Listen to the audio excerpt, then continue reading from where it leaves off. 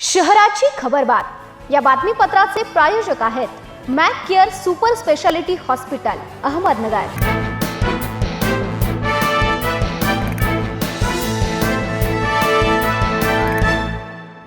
नमस्कार, मी साक्षी न्यूज 24 सह्याद्रीमध्ये तुमचे स्वागत।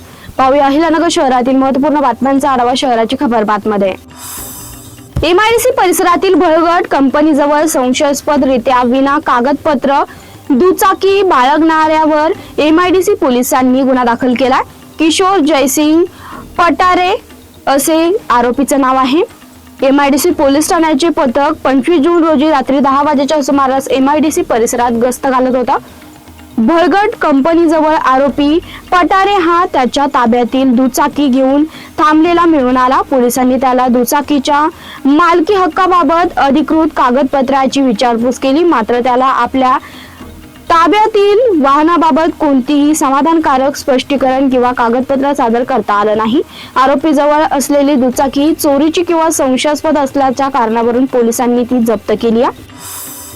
नगर तालुक्याच्या हद्दीत राहणाऱ्या एका विवाहित महिलेवर वेळोवेळी बळजबरीने अत्याचार केल्याची घटना उघडकीस आली आहे। आरोपीच्या सततच्या त्रासाला आणि धमक्यांना कंटाळून पीडित विवाहितेने विषारी औषध प्राशन करून आत्महत्येचा प्रयत्न केला। प्रवीण दत्तात्रय गुंड असे गुन्हा दाखल झालेल्या आरोपीचे नाव आहे। आरोपीने पीडित महिलेशी ओळख वाढवून तिच्याशी जवळीक निर्माण केली। आपले तिच्यावर प्रेम असल्याचं भासवून आरोपीने गेल्या 6 महिन्यात वेळोवेळी इच्छेविरुद्ध तिच्यावर बळजबरीने अत्याचार केला। हा प्रकार कोणाला सांगितल्यास पती आणि मुलांना मारून टाकण्याची धमकी ही आरोपीने महिलेला दिली होती। या त्रासाला कंटाळून तिने आत्महत्येचा प्रयत्न केला। भिंगार येथील डेअरी फार्म भागात शेळ्यांच्या खरेदी विक्रीच्या पैशाच्या कारणावरून एका जोडप्याला बेदम मारहाण करण्यात आल्याची घटना घडली आहे। या प्रकरणी भिंगारगाम पोलीस ठाण्यात आरोपीच्या विरुद्ध गुन्हा दाखल करण्यात आलाय।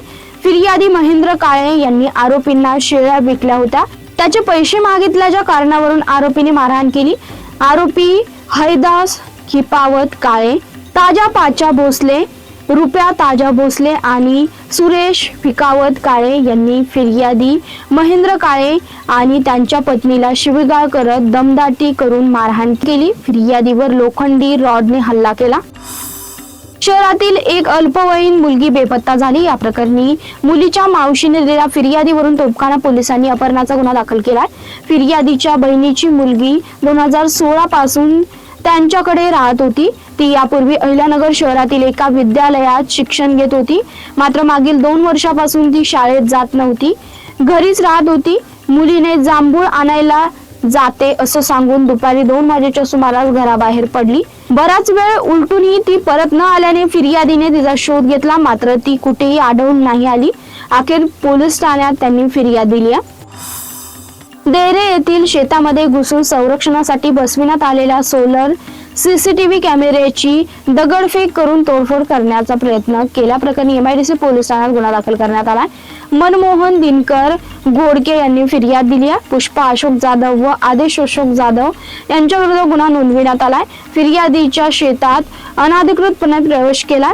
यावेळी आदेश यांच्या हातात काठी होती, त्याने काठी खाली ठेवून शेताच्या संरक्षणासाठी उभारलेल्या सोलर CCTV कॅमेऱ्यावर दगडफेक केली आहे। शहराची खबरबातमध्ये इथेच थांबतोय। तुम्ही पाहत राहा न्यूज 24 सह्याद्री।